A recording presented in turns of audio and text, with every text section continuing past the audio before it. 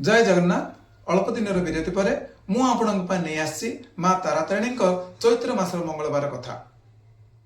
तारातारिणी मंदिर ओडिशार शक्तिपीठ मानक मध्य अन्यतम। एठारे चैत्र मास मंगलवार को चैत्र मंगलवार हिसाब से पूजा पाठ एवं बड़ यात्रा करा जाय थाए। लक्ष लक्ष लोकंकर समागम भी होता है। ताले आसंतु सुनिबा एही मंगलवार उपरे आधारित एक विशेष कहानी बा गल्पटिए। ओडिशार गंजाम अंचल रे एक दंपति रहुतले। से माने निहाती गरीब थिले, किंतु सेमानकर कोनोसी संतान संतति नथिले। से माने माँ तारातारिणींकर अति बड़ भक्त थिले। माँ तारातारिणी थरे सेमानकर स्वप्न रे आसी कहिले जे चैत्र मास मंगलवार दिन उपवास एवं पूजा पाठ कले मु तुमर मनोकामना पूर्ण करी।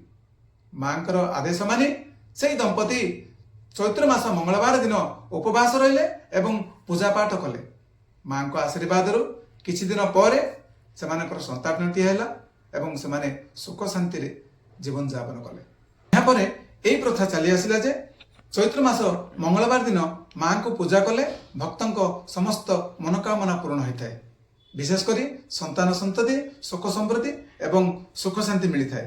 ताले आसंतु समस्ते माँ तारातारिणी दर्शन करिबा एवं माँ को आशीर्वाद लाभ करिबा।